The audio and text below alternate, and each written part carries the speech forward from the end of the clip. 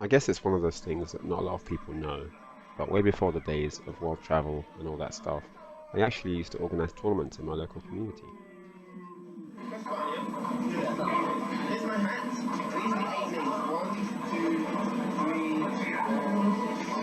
Yep, that was me. Back in the year 2000, so long ago now. And as you can see, tournaments were all run on massive platforms and grand stages. They were put on by members of the community, in this case myself, and it was all run with extremely low budgets. But the priority was about making an event for people to enjoy, give people a reason to come out the house and be part of a community, and at the end of the day, we all left that arcade with an amazing experience.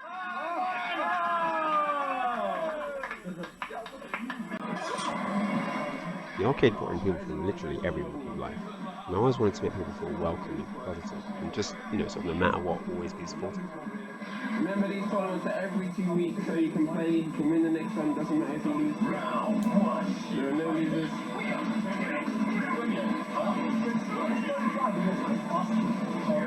The first tournament organised was called Crackdown for Tekken Tag back in 2001. I have no idea where that name came from. The winner is Red Amber. Thank you very much. Round of applause, Red. Round of applause. Thanks very much. Thanks to everyone that entered the tournament. Remember, in 2 weeks, there's PlayStation 2's pressure point. Whoever wants to get blown up can enter. It was a place where you could come down and be part of a family. No discrimination. Nobody would look at you differently because you're from a different social class. It didn't matter what your educational background was. No one cared how you looked, where you lived, all that nonsense. None of that was important. The only thing that mattered was coming together and sharing your passion for gaming. I didn't have a lot of money, to set something up, but I wanted to do something that was fun and easy to do regularly.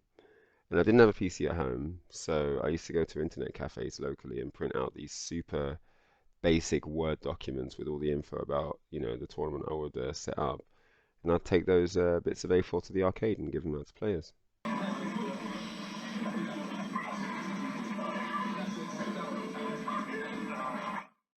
After my time on the streets came to an end, I wanted to get back into gaming, but in a sort of different way. I mean, gaming had done so much for me already, and I was in a place where I wanted to create something that would allow others to have that same happiness that gaming had given me. When I lose? Yeah, why did you lose? No, nothing else I lost. Okay. You weren't ready. That's next why month, where watch. Alright, next month, certain man. Who's next? Martin, why did you lose? No comment. Okay. Steve, why did you lose? Okay. Let me just note that Harry has teleported from the building. He was so sprang of the question, he teleported. Okay, thank you very much. Eddie, don't run away, there's no escaping. Why did you lose? Because,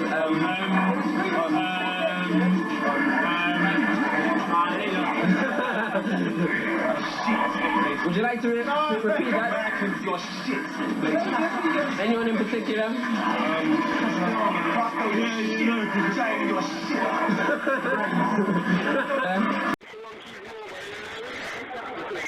Okay, Ken, the place So some of the tournaments I've organised: Tekken Tag Crackdown, which you've already seen a bit on, Super Battle Opera Netco, which was like a little preview before players went to Japan, Fear for Feet Bribe, which is a little play on the Beat Tribe major in Japan, 50-man Trocadero KO Showdown, when we had Troc as a gaming arcade back then, Tekken 5 bi-weeklies in Namco Station, and then I did 4 seasons of a 3S ranking battle at our local casino arcade way back then. So all in all, I've organised and run around 50 tournaments, and then on top of that, you've got your player focus initiative that I've done too, things like the Prodigal Summit that some of the UK guys will remember, the Silent Beat Trigger series, the Tekken God series, Grandmaster series, and so on. Then at tournaments when I'm there in person, I often run side events as well. Tournaments are really harsh, aren't they? They can be quite cruel. Not everyone does as well as they expect to. So for players that may not be in the tournament anymore, there's something fun for them on the side. Sometimes it'll be a 1v1 showcase, sometimes it'll be like a team versus team exhibition, but all in all, people leave that event with a nice lasting memory for the data banks and something to chat about on the way home. Let's go!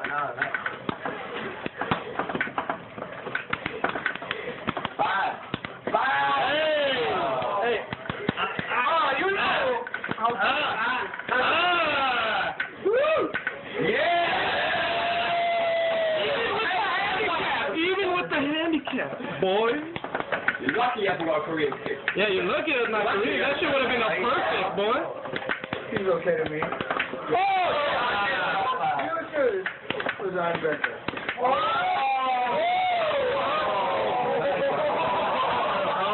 Nee making faces over there, dude. Nee making his own taunts over there in that chair, dude.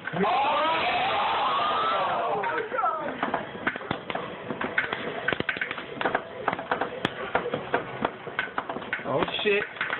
Fuck that.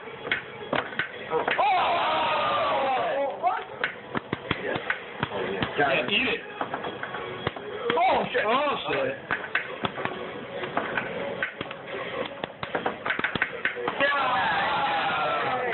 Come on, come on, come on. Damn. Bin Chan. What a credit.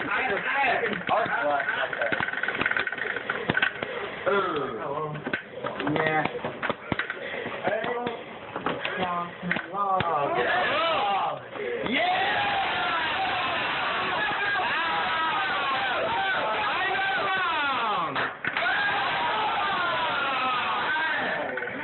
Final round.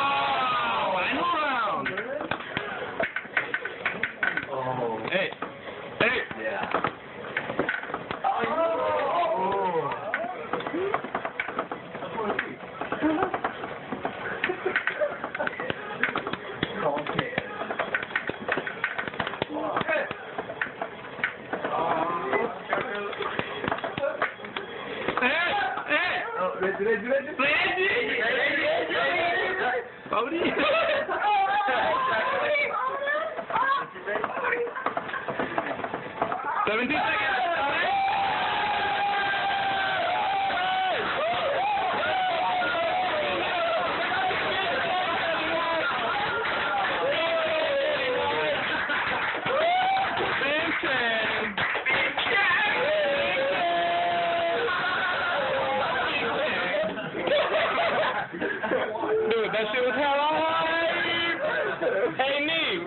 When you're organising an event, it's really important to focus on where it's going to be exciting, what's going to be special, how is it going to be hype, and you always want to give players something to remember, players, viewers, fans, whoever, right? Make sure it's special for them. This is going to be the last quarter-final match.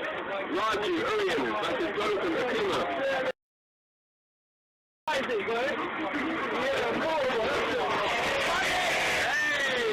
I don't feel it's talked about enough, but the arcades, when I was growing up, were really, really special. You could walk in there and meet a person and instantly feel connected, just because they were going through something that didn't make you feel so alone in what you were going through. And it's the kind of place where people would be, a lot of the time, quite open to talking about things that were happening with them.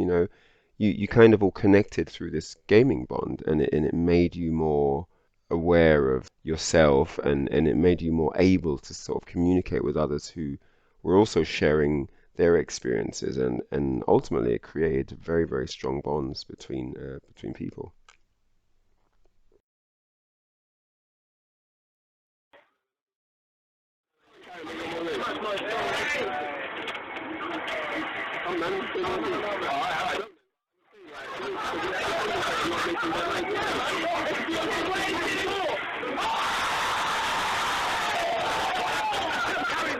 And my events usually came with something special.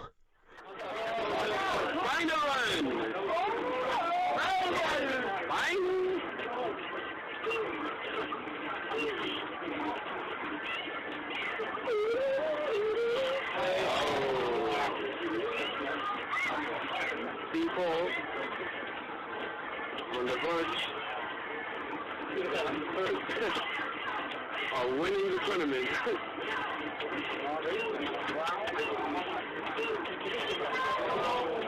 Overcome Hatton in the semifinals. Why with the challenge?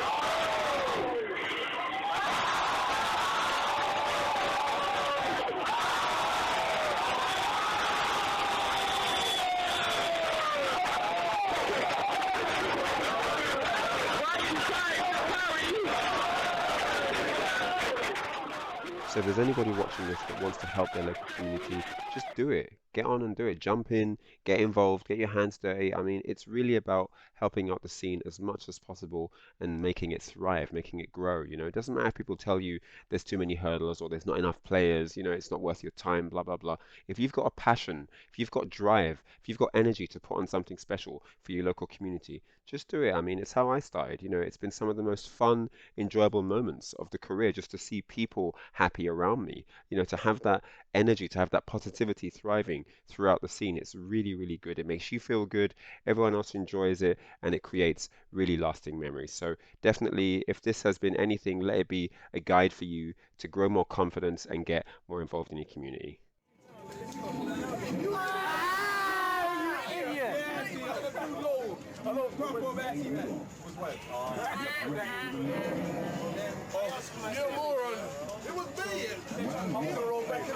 Bare footage. Oh, wait, it's coconut. Yeah, there's the coconut there.